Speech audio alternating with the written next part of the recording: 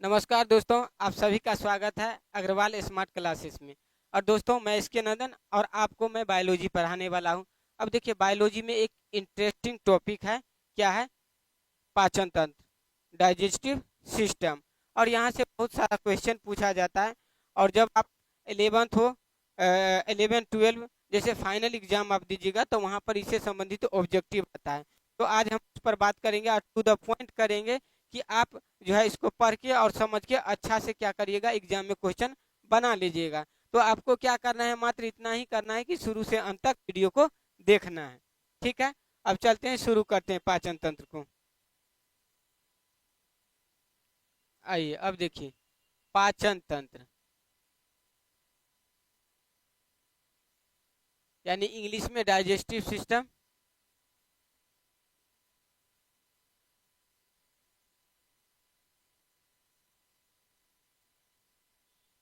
यानी digestive system यानी पाचन तंत्र है। अब देखिए, पाचन तंत्र में पूछेगा आप, सबसे पहले सीधा देख लीजिए, यहाँ से क्वेश्चन पूछता है कि यह कैसा प्रोसेस है। ठीक है, तो जैव रासायनिक अभिक्रिया है। दोस्तों, जितना भी जीव में होती है रासायनिक अभिक्रिया, वैसे हमारे अंदर यानी मानव के अंतर्गत या कोई भी जीव में जैसे पाचन होता है, उत्सर्जन होता है, ठीक है, श्वसन होता है, यह सब क्या है? यह सब है रासायनिक अभिक्रिया। ठीक है, तो पाचन जो हो रहा है तो जीव में हो रहा है, इसीलिए इसको हम क्या कहते हैं? जैव रासायनिक अभिक्रिया। तो सबसे पहला पाचन पूछेगा कि यह है कैसा प्रोसेस, तो यह है जैव रासायनिक अभिक्रिया। जैव रासायनिक अभिक्रिया।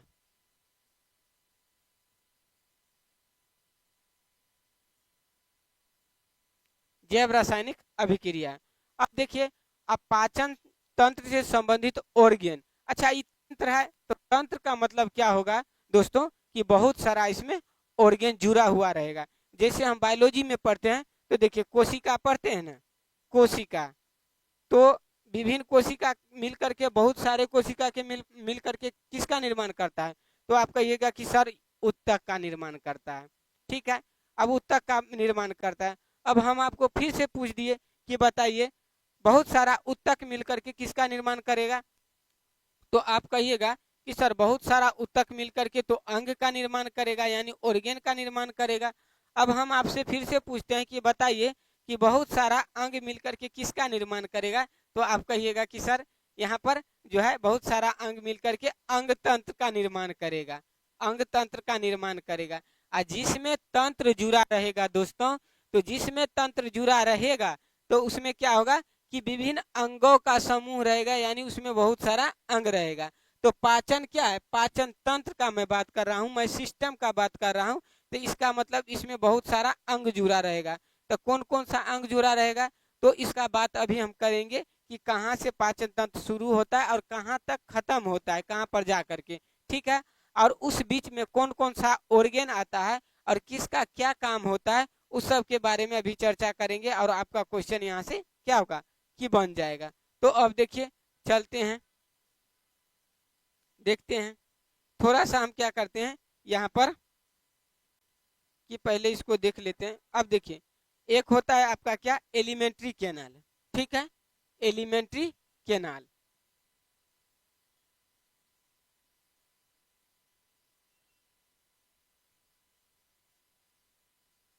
एलिमेंट्री कैनाल है। अब देखिए, एलिमेंट्री कैनाल में क्या होता है कि एलिमेंट्री कैनाल शुरू कहाँ से होता है? ठीक है, एलिमेंट्री कैनाल शुरू कहाँ से होता है, कहाँ पर खत्म होता है? तो देखिए, यह शुरू कहाँ से होगा? तो मुख गुहा से शुरू होगा, यानी माउथ के बेटी या ओरल के बेटी इसको आप कह सकते हैं इंग्लिश में। तो मुख गुहा मैं लिखता हूँ, मुख गुहा। यानी मुख गुहा से क्या होगा? इसका शुरुआत होगा। ठीक है, एलिमेंट्री कैनाल का शुरुआत कहाँ से होगा? तब मुख गुहा से। तो हम लिख देते हैं शुरुआत। देखिए, आपको समझना है, शुरुआत हुआ। अच्छा, अंत इसका कहाँ होगा? तो इसका अंत आप कहिएगा कि सर इसका अंत जो होगा तो इसका अंत होगा गुदा द्वार, यानी मल द्वार पर होगा। तो गुदा द्वार, गुदा द्वार यानी मल द्वार, मल द्वार पर समाप्त होगा। ठीक है, यानी इसका अंत होगा, अंत होगा। अब आप कहिएगा कि सर बताइए इसका अंत होगा तो ये कितना, मतलब इसका लंबाई कितना रहता है, इसको भी तो जानना जरूरी है। अगर यहाँ मुखगुहा से यहाँ तक आता है तो इसका लंबाई होता है दोस्तों 32 से 33 फीट। तो इसका लंबाई कितना होता है 32 से 33 फीट का, कितना होता है 32 से 33 फीट, किसका, एलिमेंट्री केनाल का। ठीक है, अब देखिए, अब मैं आपको एक फिगर दिखाता हूँ और उस फिगर से आपको देख करके और स्पष्ट आपको दिखेगा तो पता चलेगा कि इसके अंतर्गत क्या क्या आएगा। ठीक है, अब देखिए,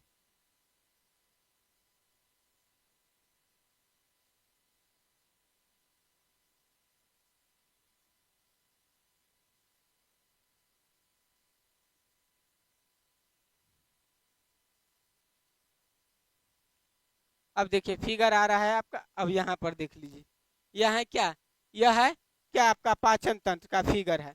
अब देखिए एलिमेंट्री केनाल हम किसको कहेंगे, तो हम देखिए दोस्तों क्या कहते कि आपका शुरू कहाँ से होगा, तो सर आपका शुरू कहाँ से होगा, तो यहाँ से होगा शुरू।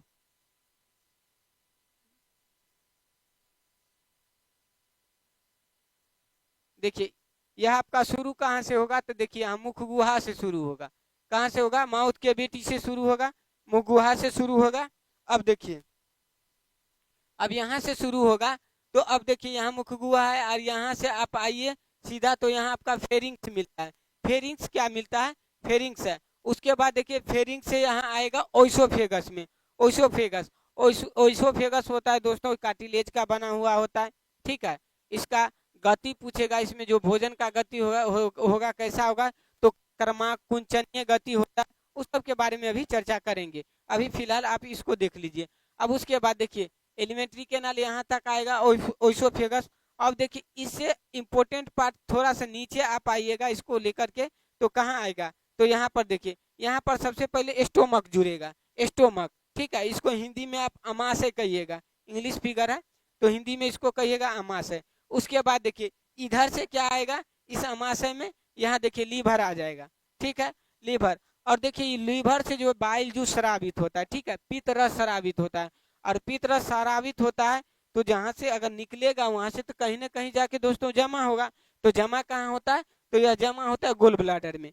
पित्त रस कहाँ से निकलता है, लीवर से निकलता है, और जमा कहाँ होता है, गोल ब्लाडर में जमा होता है, इसीलिए यहाँ पर देखिए गोल ब्लाडर है। ठीक है, अब देखिए उसके बाद स्टोमक में आए, और स्टोमक से इधर से तो लीवर है, ठीक है, इधर से लीवर है, और इधर से क्या हो जाएगा, पेनक्रियाज। पेनक्रियाज का हिंदी क्या होता है, देखिए दोस्तों यह क्या है, पेनक्रियाज। और पेनक्रियाज का हिंदी क्या होता है, अग्नाशय। ठीक है, क्या होगा, अग्नाशय होगा। अब देखिए, अब थोड़ा सा नीचे आइएगा तो थोड़ा सा नीचे यह देखिए, यह बड़ा सा जो पाइप नुमा आकृति जो है इसका, यह क्या आपका बड़ी आंत है।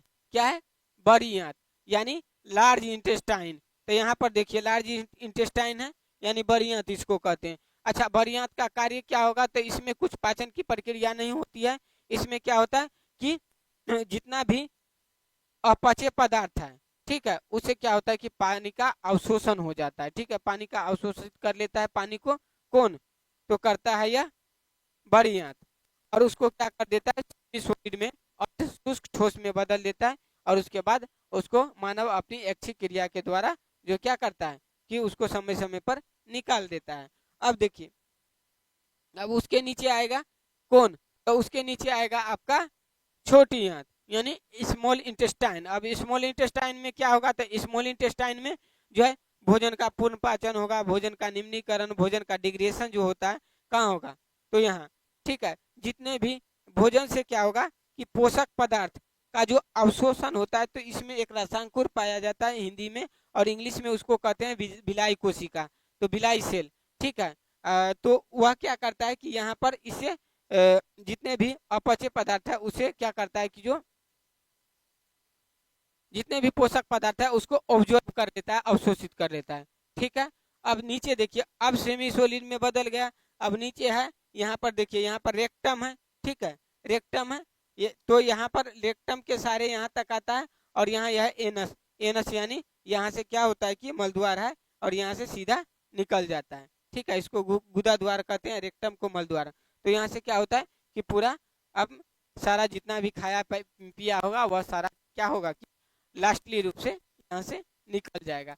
तो यही है पाचन। अब देखिए पाचन में मुख गुहा है, तो मुख गुहा में हम थोड़ा सा पढ़ने का प्रयास करते हैं कि मुख गुहा में क्या क्या होता है। ठीक है, तो सबसे पहले दोस्तों क्या होगा मुख गुहा में, आप मुंह देखते हैं तो उसमें लार ग्रंथि होगा।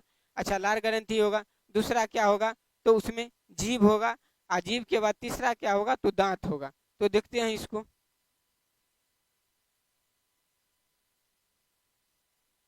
देखिए यहाँ आगे। अब चलिए देखिए, अब यहाँ से हम मुख गुहा को पढ़ते हैं। मुख गुहा, ठीक है, मुख गुहा।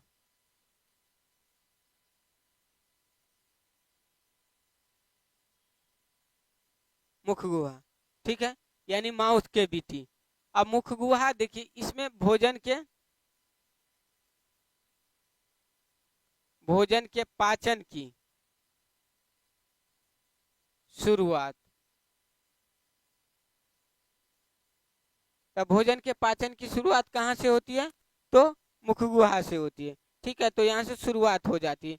अब देखिए मुख गुहा में होता क्या क्या है। ठीक है, मुख गुहा में क्या क्या होगा, तो अब देखिए यहाँ पर आपको क्या मिलेगा। तो सबसे पहले क्या होगा, लार ग्रंथि मिलेगा। तो लिखिए लार ग्रंथि यानी सिलेवरी ग्लैंड, लार ग्रंथि मिलेगा। दूसरा क्या मिलेगा, विभिन्न प्रकार का दांत मिलेगा। ठीक है, दांत यानी टीथ।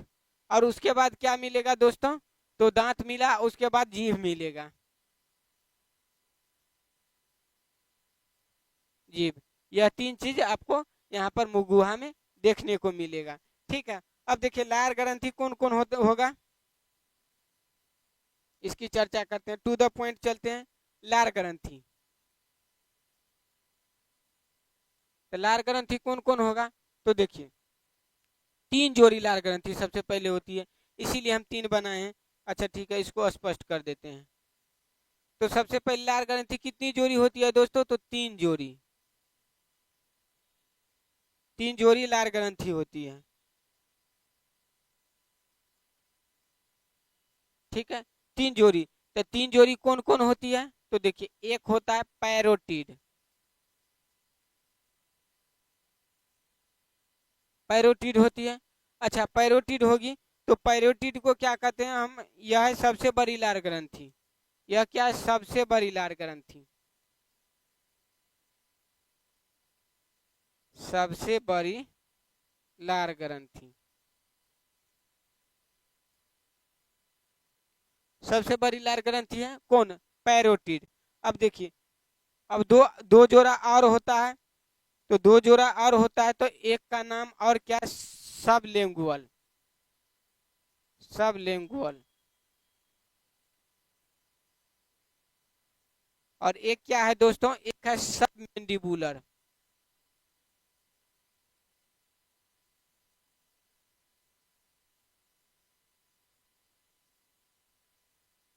तो एक क्या है, सब मैंडिबुलर। ठीक है, तो यह क्या है, तीन जोड़ी लार ग्रंथि है। ठीक है, तो इसको ध्यान में रख लीजिएगा। ठीक है, अब देखिए, अब दोस्तों एक बात तो किए ही नहीं, यहाँ से एंजाइम भी निकलता है। एंजाइम निकलेगा तभी तो पचेगा। ठीक है, तो पहले हम यहाँ पर एंजाइम की बात कर लेते हैं। तो यहाँ एंजाइम कितना होता है, तो यह तीन को मुख्य रूप से हम पढ़ेंगे। ठीक है, एंजाइम होगा, एक होगा टाइलिन, दूसरा क्या होगा लाइसोजाइम,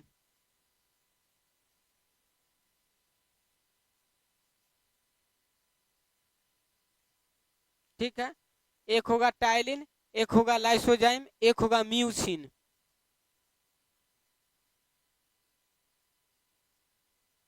म्यूसिन होता है। ठीक है, अब देखिए म्यूसिन होगा।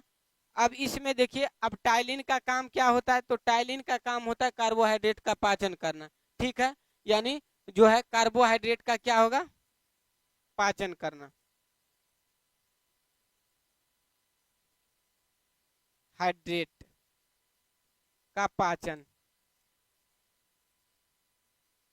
तो इससे क्या पता चला कि भोजन की शुरुआत कहाँ से होती है, मुख गुहा से होती है, माउथ कैविटी से होती है, या उसको ओरल कैविटी भी कहा जाता है। तो अब कहिएगा कि सर यहाँ तो टाइलिन है, टाइलिन किसका पाचन कर रहा है, तो कार्बोहाइड्रेट का पाचन कर रहा है। यानी मुख गुहा में किसका पाचन होगा दोस्तों, तो कार्बोहाइड्रेट का पाचन होगा। ठीक है। तो पूछेगा क्या प्रोटीन का पाचन होगा, तो नहीं। वसा का पाचन होगा, तो नहीं। तो मुख गुहा में केवल किसका पाचन होता है, तो कार्बोहाइड्रेट का पाचन होता है। तो अब यह क्या करता है, टाइलिन क्या करता है, देखिए जटिल कार्बोहाइड्रेट। तो आप तो समझ लीजिए लिए कि कार्बोहाइड्रेट का पाचन होता है, लेकिन यह क्या है, जटिल कार्बोहाइड्रेट। जटिल कार्बोहाइड्रेट, कार्बोहाइड्रेट। तो जटिल कार्बोहाइड्रेट क्या है,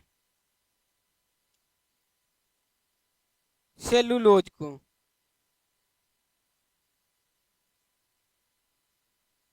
सरल कार्बोहाइड्रेट माल्टोज में बदल देता है। इसको सरल कार्बोहाइड्रेट किस में बदल देता है, माल्टोज में।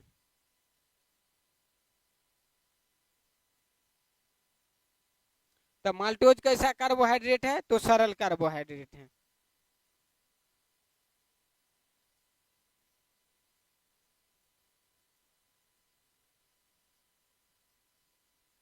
तो सरल कार्बोहाइड्रेट माल्टोज है। अब कहिएगा कि सर ठीक है, ये तो किसका काम है, टाइलिन का काम है। तो उसके बाद आप पूछिएगा कि सर बताइए तो लाइसोजाइम का काम क्या होता है। तो देखिए आप, लाइसोजाइम का कौन काम होता है, तो लाइसोजाइम का होता है दोस्तों, यह क्या होता है कि अब बताइए, भोजन खाते हैं ना, तब भोजन खाते हैं तो भोजन के माध्यम से जीवाणु विषाणु तो जाता है शरीर में। ठीक है। तो उस जीवाणु विषाणु को फिनिश करने का काम, यानी मारने का काम कौन करेगा, तो लाइसोजाइम एंजाइम करेगा। तो जीवाणु विषाणु को सीधा लिख लीजिए, जीवाणु विषाणु को मारने का काम करता है।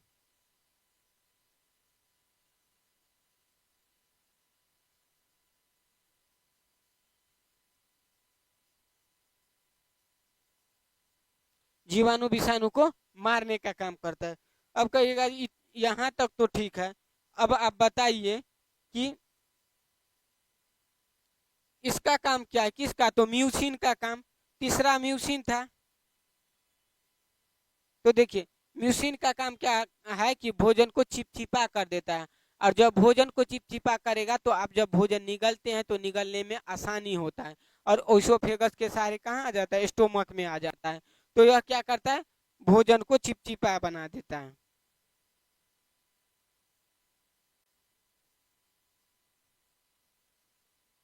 भोजन को चिपचिपा बना देता है।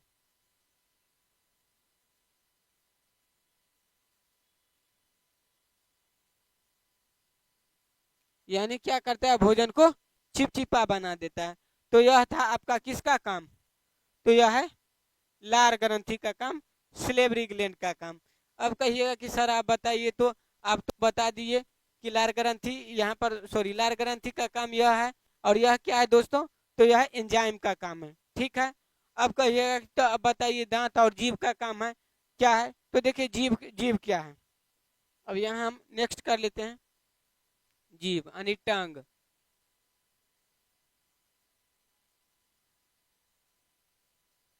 जीभ,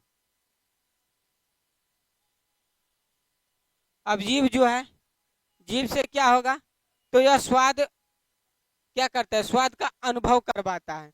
तो यह क्या करेगा, स्वाद का अनुभव, अनुभव करवाता है।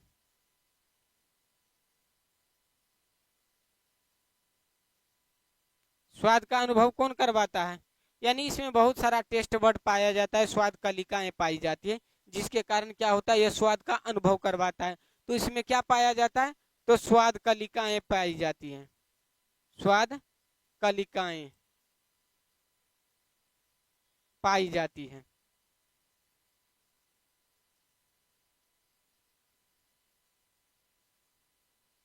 स्वाद कलिकाएं पाई जाती हैं। अब देखिए, अब जीभ का स्ट्रक्चर देखिएगा दोस्तों, तो जीभ का स्ट्रक्चर कैसा है, तो यह देखिए हम बनाते हैं।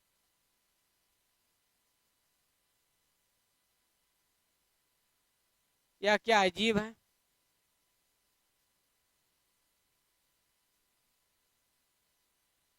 जीभ है, ठीक है।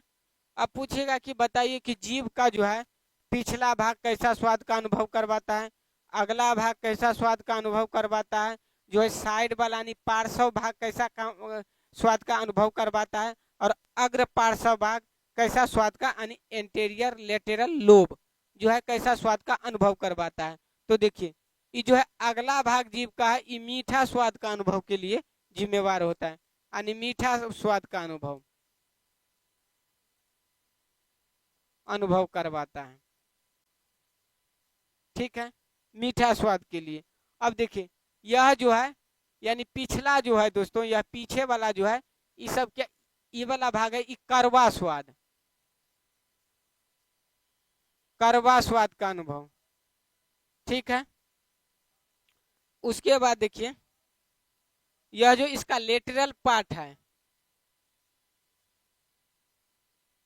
यहाँ लेटरल पार्ट है यानी पार्श्व भाग है, तो पार्श्व भाग किसका अनुभव करवाएगा, तो यह है आपका जो है खट्टा,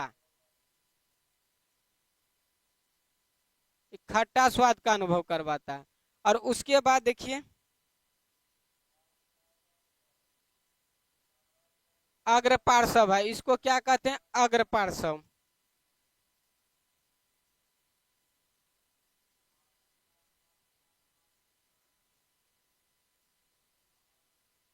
तो यह क्या है, नमकीन स्वाद,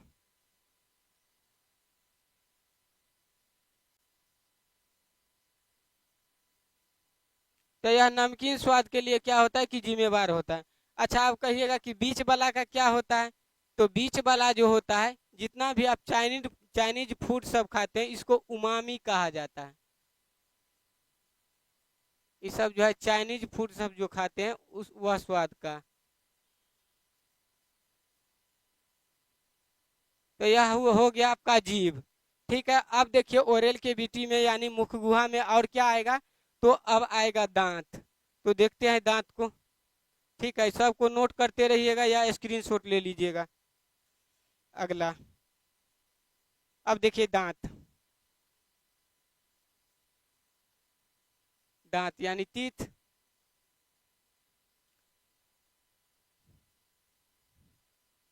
अब देखिए दांत को क्या कहा जाता है, सबसे पहले तो द्विदंती कहा जाता है, देखिए दांत को द्विदंती कहा जाता है, द्विदंती यानी डूओ डोंट इंग्लिश में कहे तो द्विदंती कहा जाता है।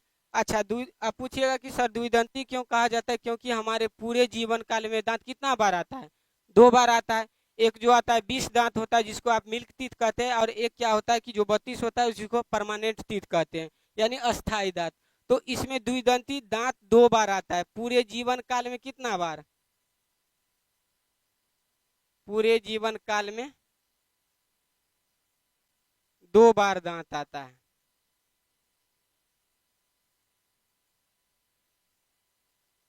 तो दो बार दांत आता है इसीलिए इसको क्या कहते हैं, द्विदंती यानी डुओडोंट कहा जाता है। अच्छा दो बार दांत आता है, तो दांत का प्रकार यदि आप देखिएगा, सॉरी दांत का प्रकार नहीं, दो बार दांत आता है, तो एक बार जो है क्या होता है कि मिल्क टीथ आता है, जो बच्चा रहता है मिल्क टीथ, यानी इसको हिंदी में कहिएगा तो आप दूध का दांत, दूध का दांत। तो दूध का दांत कितना होता है इसकी संख्या, तो इसकी संख्या आप पूछिएगा तो 20 होता है, ठीक है। और उसके बाद देखिए उसके बाद एक क्या दांत आता है, अस्थाई दांत, अस्थाई, अस्थाई दांत। तो यह कितना होता है, तो परमानेंट टीथ जो कितना होता है, तो यह होता है आपका 32, 32, यह हुआ। अच्छा दूध का दांत को आप अस्थाई दांत भी कह सकते हैं,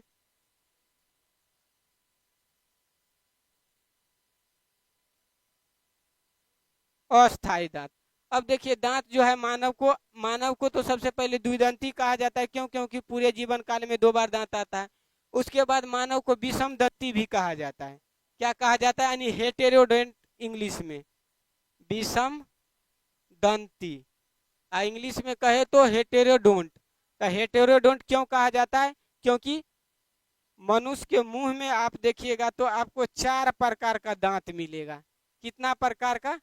तो 4 प्रकार का दांत होता है।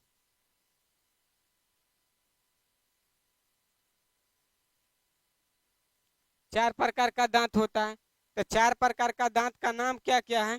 तो देखिए, इसका नाम है इंसीजर, 4 प्रकार का होता है। तो हिंदी में कहें इंसीजर का तो है कृदंतक कहता है। उसके बाद दूसरा क्या है? तो दूसरा इसका नाम है रदनक। तीसरा दांत का क्या नाम है? तो इसका नाम है अग्रचवर्णक। अग्रचवर्णक, ठीक है। और चौथा दांत है इसका चवर्णक। तो यह 4 प्रकार का दांत होता है मनुष्य में, इसीलिए इसको क्या कहता है? हेटेरोडोंट कहा जाता है, यानी विषमदंती कहा जाता है। अब देखिए इसका काम क्या है? कहिएगा सर ये 4 प्रकार का दांत है, तो बताइए इसका काम हो तो कुछ होगा। तो हाँ, इसका काम है कृदंतक का काम क्या होता है? कि कुतरना। जब आप खाते हैं तो आगे वाला दांत से क्या करते हैं? कुतरते हैं। तो इसका काम क्या है? कुतरना। अच्छा, उसके बाद है कि चीर फाड़ करना। कौन दांत का काम होता है? तो देखिएगा चीर फाड़, जो साइड वाला दांत जो नुकीला होता है उसका काम क्या है? चीर फाड़ करना। तो इसका काम क्या है? यानी रदनक, चीर फाड़।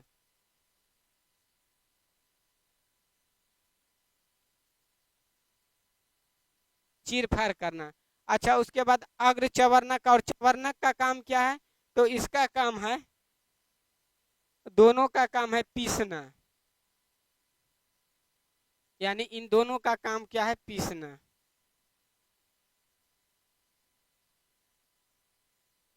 पीसना है।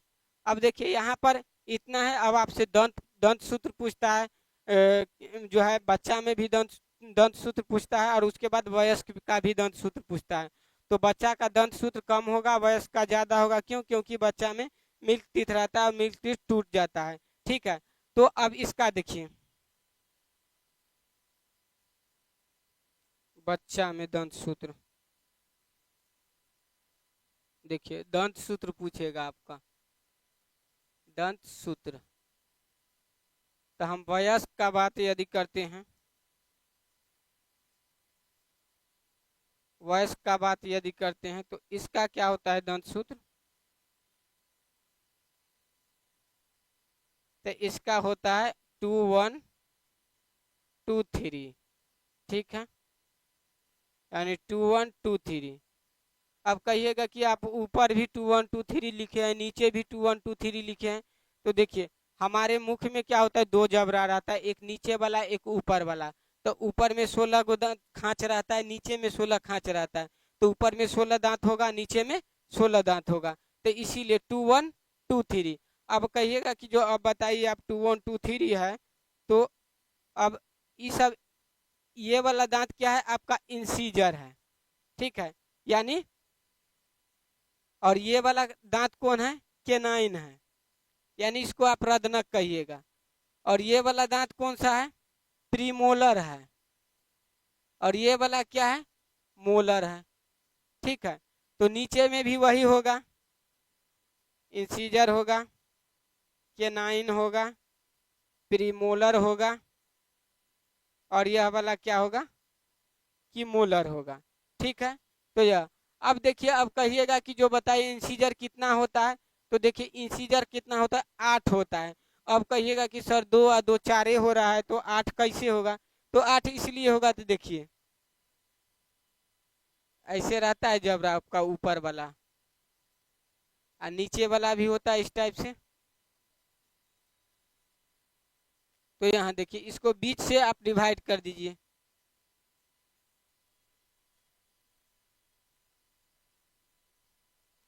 बीच से। ठीक है।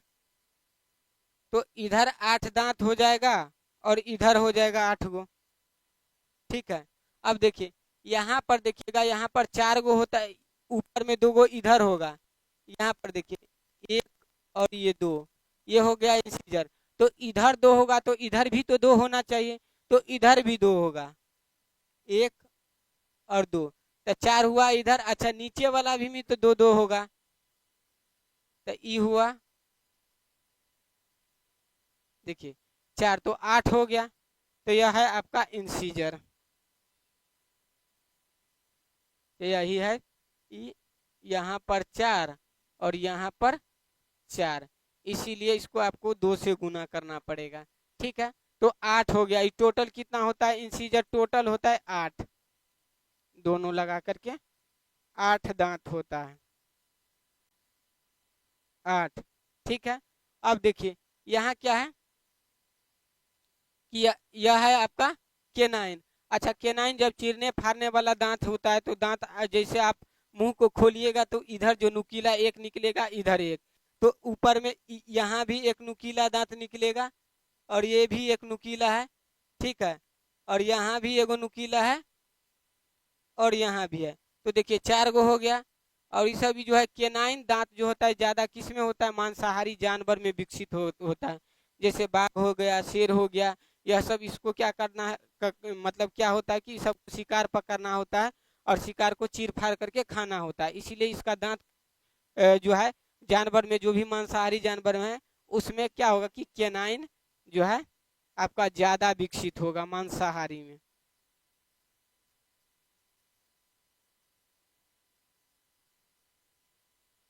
अधिक विकास इसका होगा। ठीक है, अब देखिए आप कहिएगा कि सर कितना होता है, तो आप देख रहे हैं कि 4 होता है, तो ये 4 होगा, तो ये 4 दांत होगा। ठीक है, अब देखिए ये वाला होगा, टोटल कितना होगा? ऊपर में 2, क्योंकि इधर भी एक इधर भी एक और ऊपर में 2, यानी जितना है आप इस सब को 2 से गुना कर दीजिएगा तो आपका आ जाएगा।